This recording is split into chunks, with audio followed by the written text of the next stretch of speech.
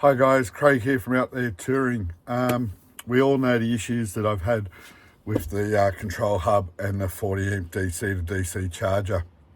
Over the last few months, I've been using the Redarc 25 amp DC to DC charger that Tim lent me. Today it's time to finally fit 50 amp Alpha BC to DC charger. Now this thing is real clever. So today what I'm going to do is remove the 25 amp charger, disconnect the Anderson plugs here, that's nothing major. Then I'm going to drill some holes in here into the control box, put some nutserts in, and then wire in the new charger. First of all, let's just disconnect the Anderson connectors.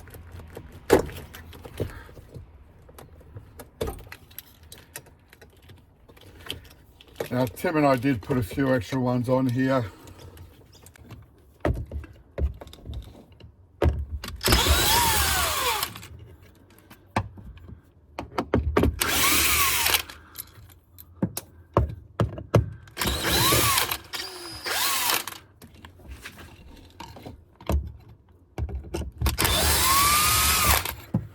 Let's just go through the Anderson plugs that I've got.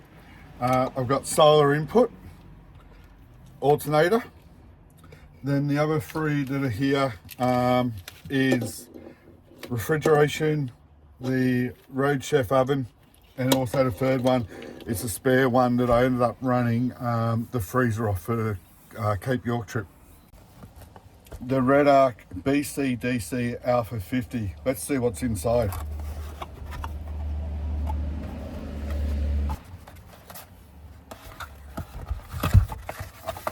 Instruction manual, I'll have a good read of that.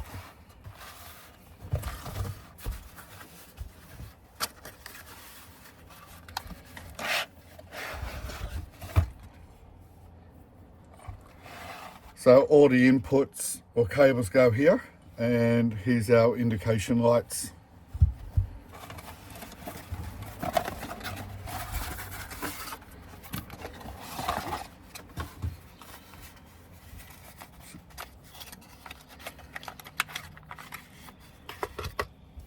Temperature sensor cables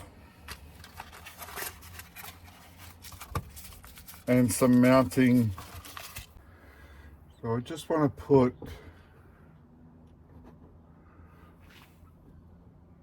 line that up with the top of that sticker here and just come in far enough from the wires and put a mark. So what I've done is I've just taken out 3 of the supporting bolts that hold the fascia on the control hub. Just checking for any cables that might be behind here. I don't want to obviously drill through anything.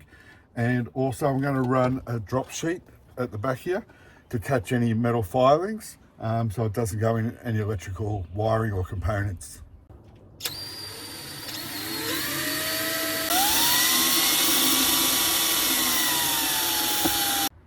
So I've mentioned it in one of my other videos, whenever I drill large holes, I always do small holes and just work my way up. So the first one was just a guide. This is about middle range. So just going to use a nutsert.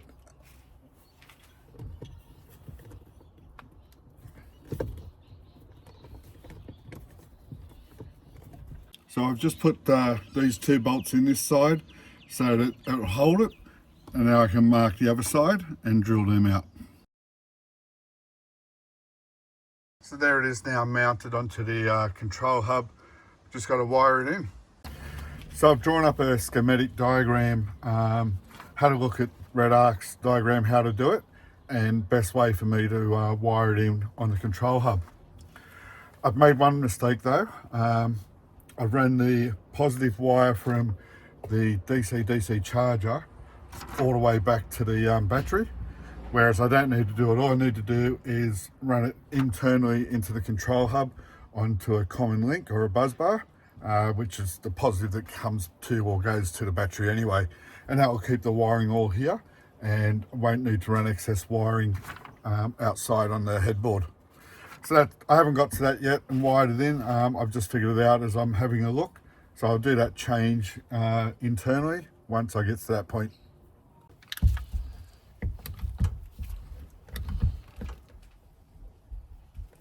So that's a nice solid crimp.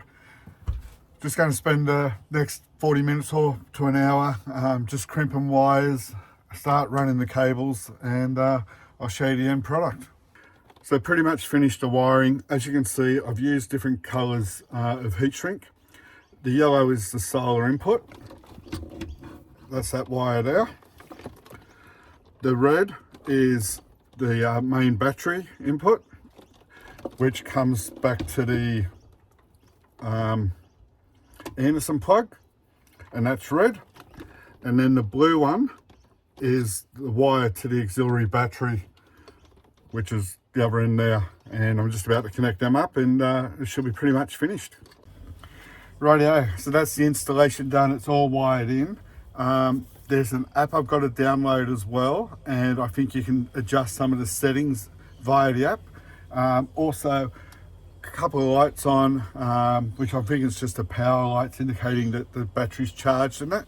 So I'll go through the app and then just try to work it out from there.